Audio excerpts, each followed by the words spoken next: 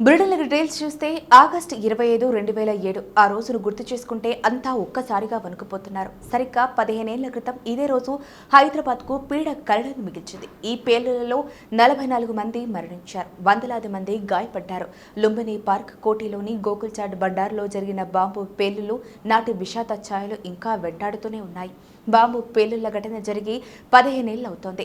అయితే ఉగ్ర కుట్రదారులను అరెస్టు చేయగా సుదీర్ఘ విచారణ తర్వాత పేలుళ్లకు పాల్పడిన వారిలో కొందరికి ఉరిశిక్ష విధించారు. మరికొందరికి యావజ్జీవ కారాగార శిక్షను కోర్టు విధించింది. ఉరిశిక్ష తీర్పు వెలువడి 4 ఏళ్లవుతోంది. అయితే ఇంకా దోషులకు ఉరిశిక్ష మాత్రం అమలు కాలేదు.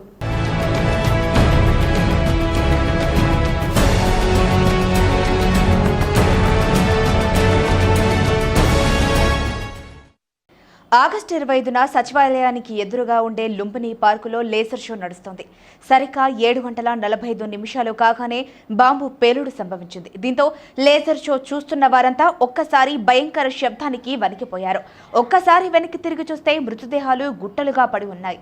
మరికొందరు రక్త గాయాలతో పడి ఉన్నారు. ఈ ఘటన జరిగిన 10 నిమిషాలకు కోటిలో మరో పేలుడు సంభవించింది. గోకుల్చాట్ బండారులో పేలుళ్లలో అంతా ఒక్కసారిగా ఉలిక్కిపడ్డారు. ఒక్కసారి భయం నుంచి తేరుకొని చూడగా పదుల సంఖ్యలో జనం మరణించగా పలువురు గాయాల పాలయ్యారు.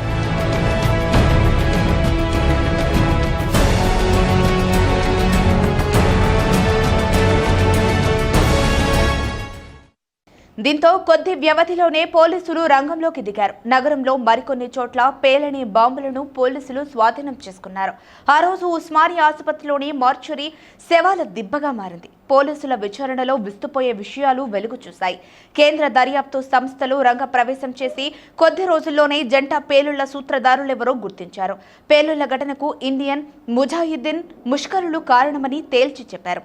పాకిస్తాన్ కేంద్రంగా కుట్ర జరిగిందని మహమ్మద్ ఇస్మాయిల్ చౌదరి, హనీక్ షఫీక్ సయ్యద్లను ఇందులో సూత్రధారులుగా ఎన్ఐఏ గుర్తించింది. వీరిని పోలీసులు అరెస్టు చేశారు. దాదాపు 10 ఏళ్ల పాటు విచారణ కొనసాగింది.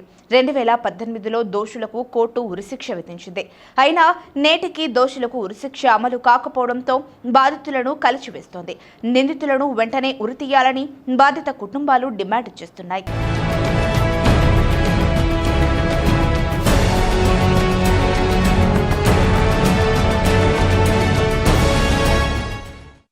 ఈ నేపథ్యంలో గోకుల్చాట్ వద్ద చనిపోయిన వారికి పలువురు బాధిత కుటుంబ సభ్యులు నివాళులర్పించారు. అంతేకాకుండా పేలుళ్లలో అవయవాలు కోల్పోయి తీవ్ర అవస్థలు పడుతున్న వారికి న్యాయం చేయాలని వారు డిమాండ్ చేస్తున్నారు. రాష్ట్రంలో ఇప్పటికీ 3 ముఖ్యమంత్రులు మారినా తమ బతుకులు మారలేదని ఆరోపించారు. 15 సంవత్సరాలైనా తమను ప్రభుత్వం పట్టించుకోవడం మానేసిందని, ఇప్పటికైనా తమను కనికరించాలని బాధితుడు సయ్యద్ రహీం డిమాండ్ చేశారు. ఇక్కడ జంట బాంబు బ్లాస్టులు జరిగి దాదాపు 70 మందికి పైగా, ఇక్కడ ఒక 30 మంది, లుంబిని పార్కులో 40 మంది చనిపోయి సరిగ్గా 15 సంవత్సరాలు అయింది. ఇంతవరకు దీని దోషుల్ని పట్టుకున్న దాఖలాలు లేవు, బాధితుల్ని పరామర్శించిన దాఖలాలు లేవు. పక్కన రహీం గారు ఉన్నారు. ఇటువంటి వాళ్ళు దాదాపు 40 నుంచి 50 మంది జీవోత్సవాల్లాగా బతుకుతున్నారు. వారందరికీ ఇంతవరకు జరిగింది లేదు. కొన్ని ఉగ్రవాద దాడులాగా మానిటైజేషన్లో బ్లాక్ మనీ తీయడానికి నోట్లు బందీ చేశాం, ఉగ్రవాదం ఆగిపోయిందంటే కనుక పుల్వామా దాడి సంగతి ఏంది, కాశ్మీర్లో దాడుల సంగతి ఏంది, ఇవన్నీ రాజకీయంగా వాడుకోవడానికి చేస్తున్న ప్రయత్నాలు మాత్రమే. అందుకు వీటన్నిటిని ఖండిస్తున్నాం. ఉగ్రవాదం నశించాలి. ఈ దేశం అందరికీ సంబంధించింది. ఉగ్రవాదాన్ని రూపుమాపడానికి దీంట్లో ఉద్యోగాలు కల్పించాలి, లేకపోతే అందరికీ వెసులుబాటు కల్పించాలి, యువతకి ఉపాధి కల్పించాలి, చదువు కల్పించాలి, మెరుగైన వైద్యం కల్పించినప్పుడు ఇటువంటి టెర్రరిజం వైపు వెళ్లరని చెప్పి ఆమ్ ఆద్మీ పార్టీగా మేము అభిప్రాయపడుతున్నాం. అటువంటి దిశగా రాజకీయ నాయకులు, పార్టీలు పనిచేయాలి. ఈ దేశంలో కానీ రాష్ట్రంలో ఉన్నా కానీ మతోన్మాదాన్ని రెచ్చగొట్టకుండా ఈరోజు అందరూ కలిసి ఉండే పద్ధతిలో హిందూ ముస్లిం భాయి బైన పద్ధతులు ఉండాలని ఈ సందర్భంగా డిమాండ్ చేస్తూ, ఇక్కడ బాధితులు చాలామంది ఉన్నారు, వారందరూ కూడా సహాయం చేయాలి. అలాగే దీనికి ఉన్న కల్ప్రిట్స్ని కఠినంగా శిక్షించాలి. ఈ మతోన్మాదాన్ని రెచ్చగొట్టి ఎవరైనా సరే ఉపేక్షించకుండా వాటిని కఠినంగా శిక్షించినప్పుడు మాత్రమే ఇటువంటి ఉగ్రవాదం నశించిందని చెప్పి మేము అభిప్రాయపడతాం.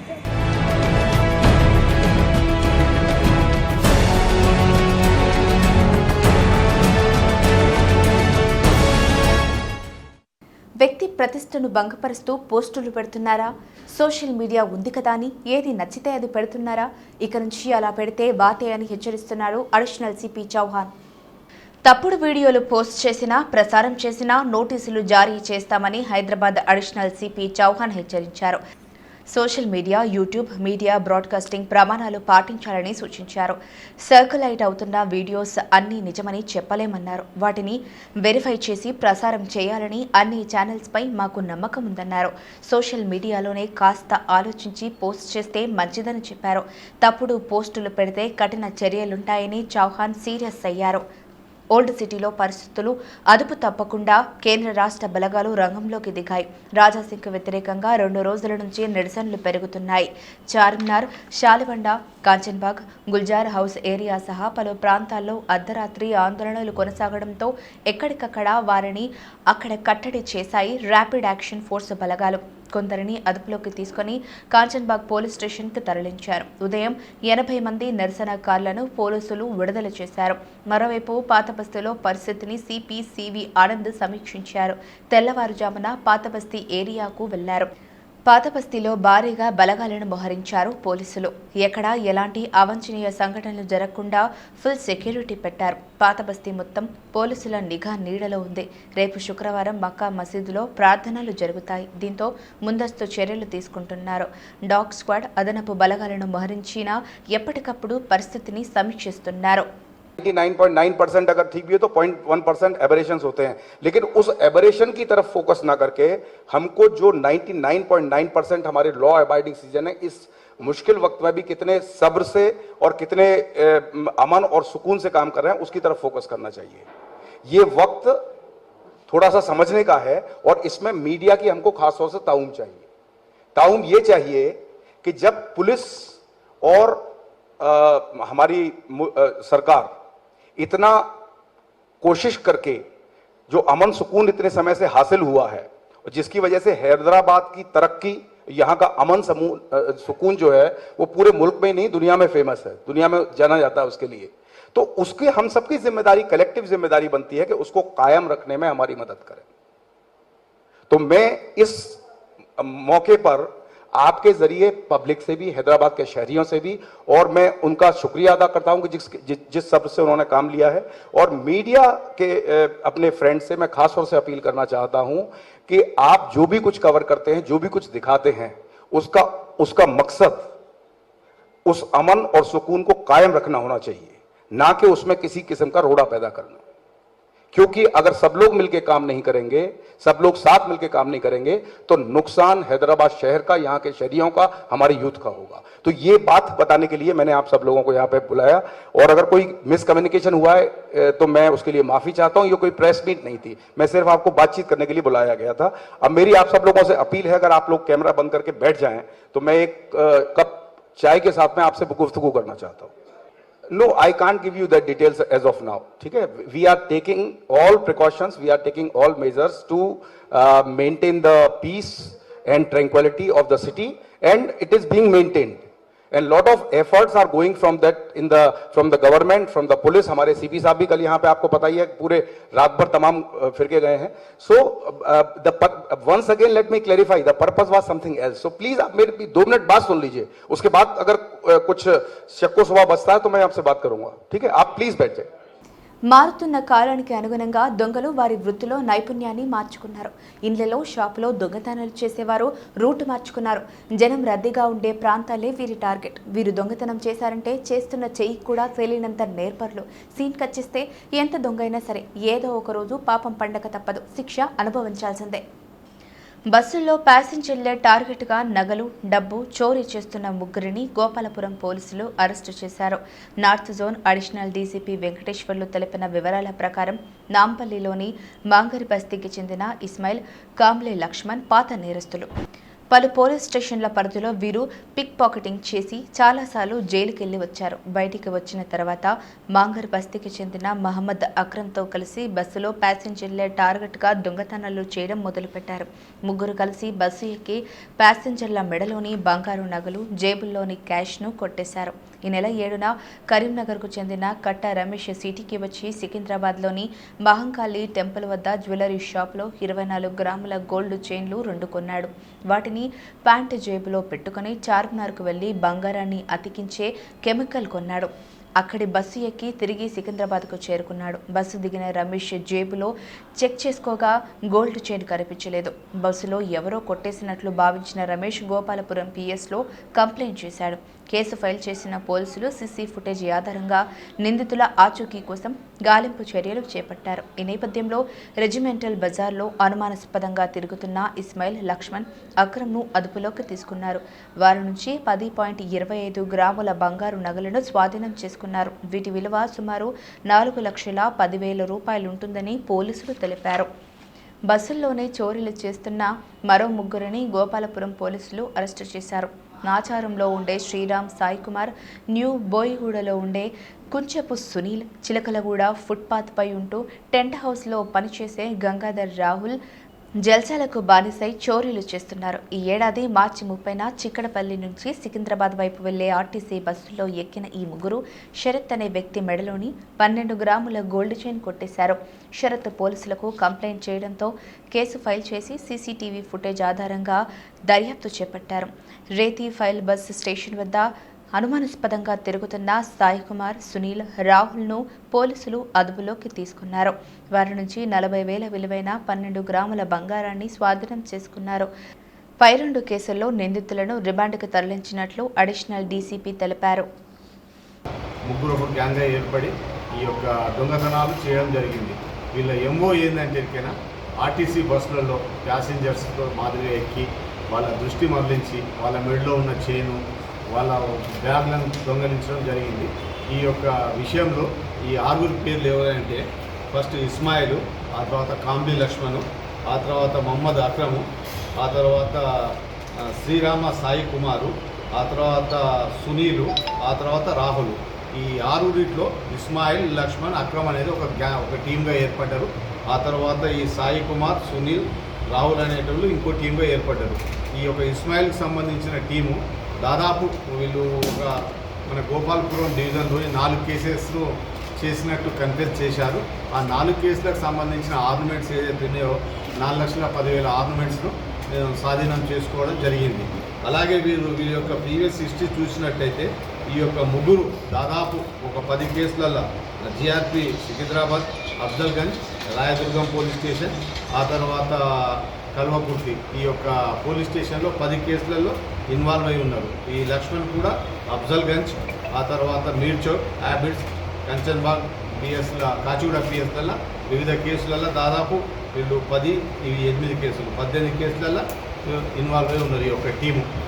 వీళ్ళని ఈరోజు అరెస్ట్ చేయడం జరిగింది. దానికి సంబంధించినటువంటి ఈ గోల్డ్ను మనం వాళ్ళ దగ్గరికి వెళ్ళి ప్రొక్యూర్ చేయడం జరిగింది ఇంటాక్ట్గా.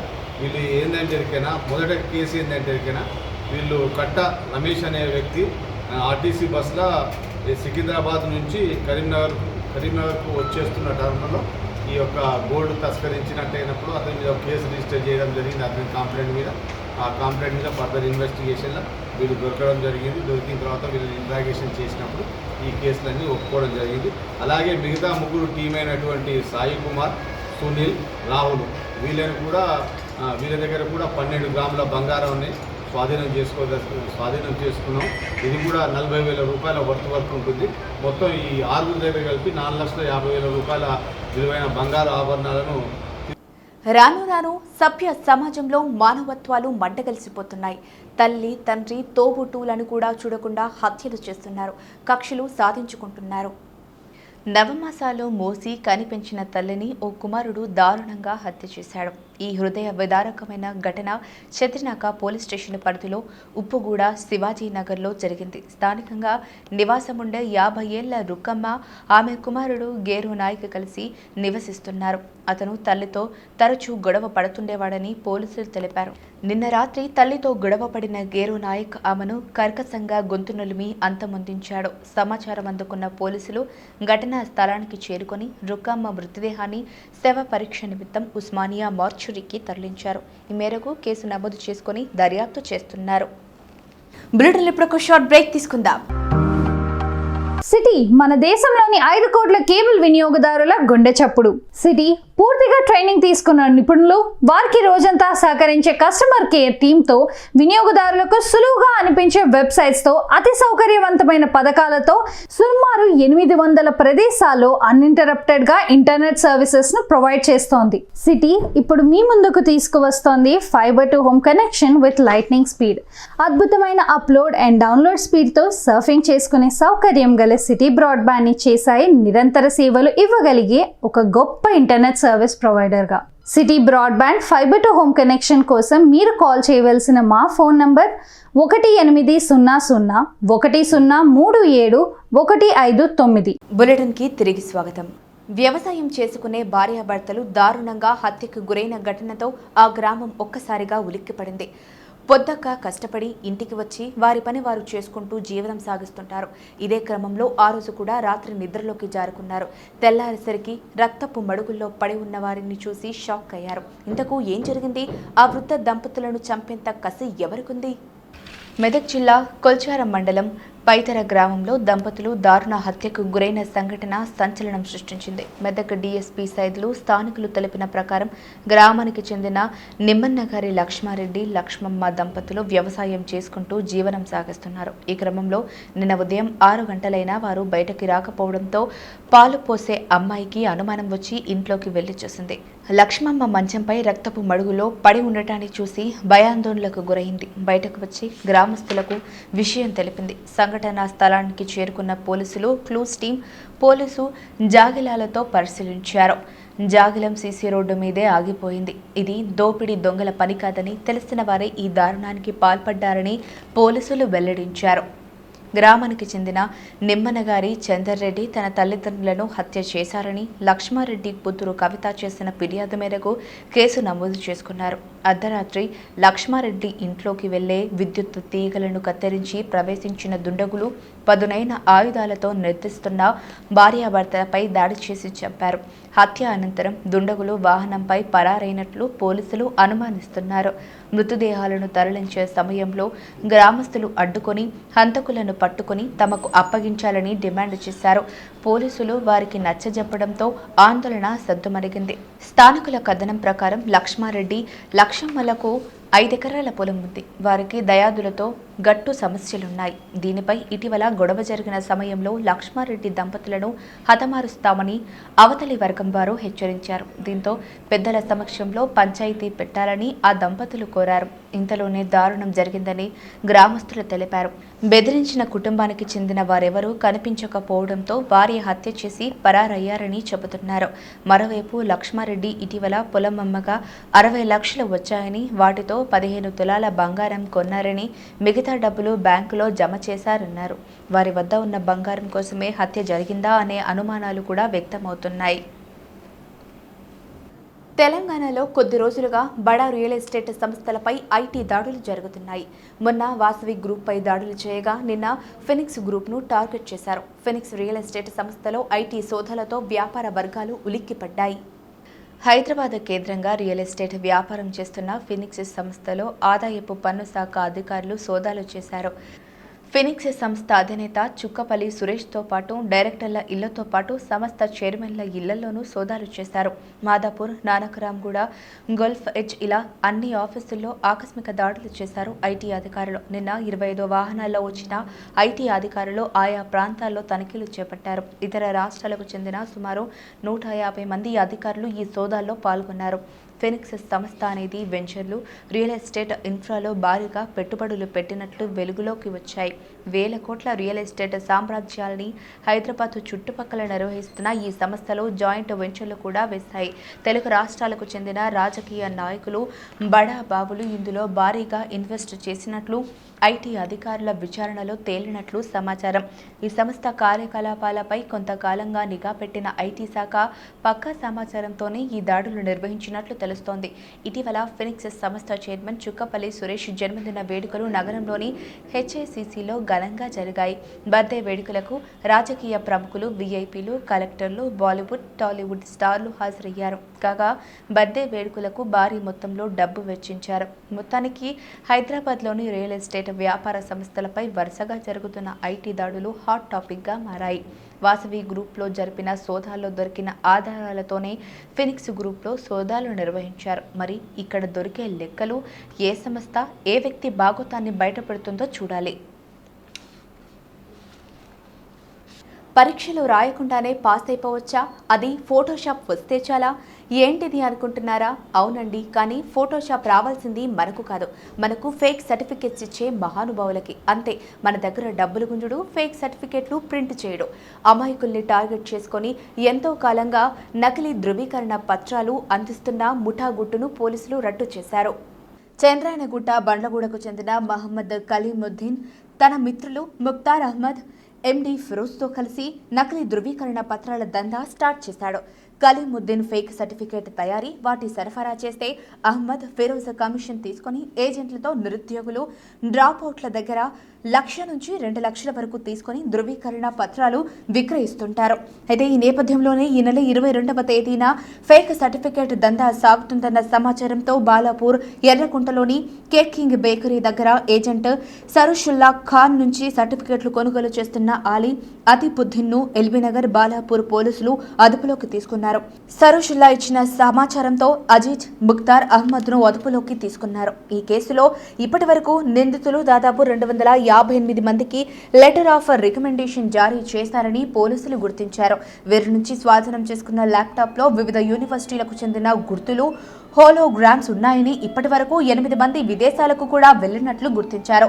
Andhra university, AP inter board, Maharashtra, Delhi బోర్డులు, బుందేల్ఖండ్ యూనివర్సిటీ సర్టిఫికెట్లను స్వాధీనం చేసుకున్నారు.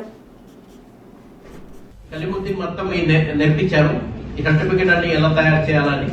తర్వాత మొహమ్మద్ ఫిరోజ్ బీవీఎస్ కాలేజ్ నుంచి ఈయన బీకామ్ చేశారు హిమాయత్ నగర్. ఈయన ఇల్లు వచ్చేసి డైరీ ఫామ్ రాజన్ నగర్. గతంలో 2013లో లంగర్ హౌస్ పోలీస్ స్టేషన్ లో ఈ చిట్టింగ్ ఫోర్జరీ కేసులో ఈయనకి అరెస్ట్ చేయడం జరిగింది. Number 4 accused Mohammed Farooq Aziz. ఈయనను ప్రస్తుతం హైయర్ స్టడీస్ కోసం యూకేలో ఇదే బోగస్ సర్టిఫికెట్ మీద. తర్వాత ఒక మిర్జా యూసుఫుద్దీన్ అని కాలబత్తా, ఈయన అమెరికా న్యూయార్క్. తర్వాత ఒక మొహమ్మద్ మజీద్ అని దిల్షాద్ నగర్ కాలనీ మెహదీపట్నం.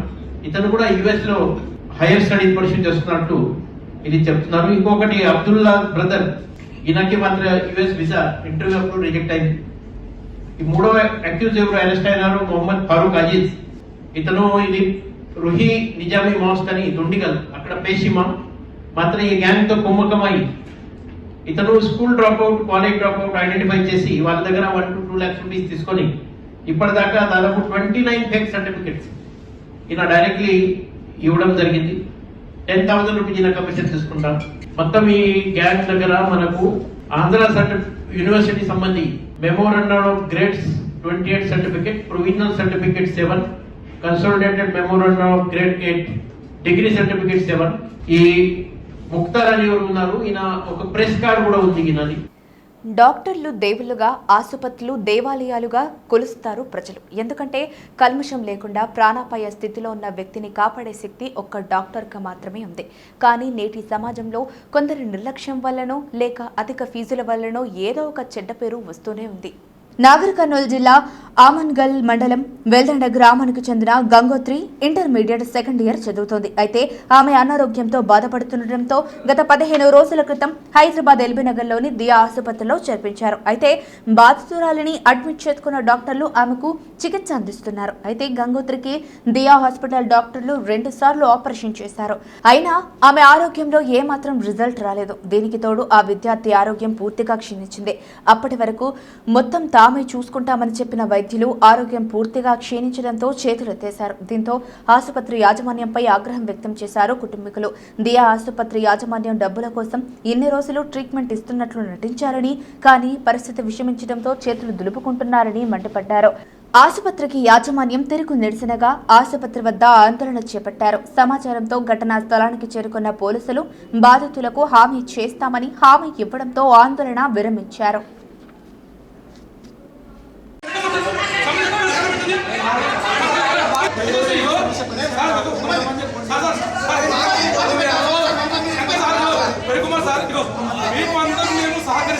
మేము ఎవరి మీద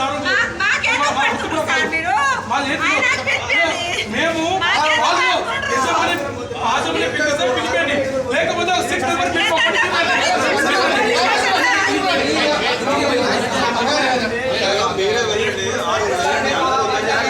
కాదు నీ వల్ల కాకుండా సార్, నేను చేస్తా, మీ పాపాన్ని బతికిస్తా, ఏం టెన్షన్ పడకూర్రి.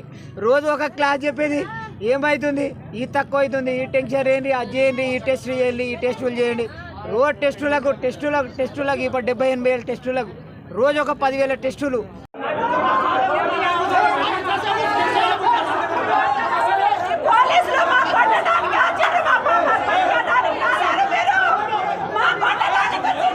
నగర వ్యాప్తంగా రోజురోజుకు నేరాలు పెరిగిపోతున్నాయి.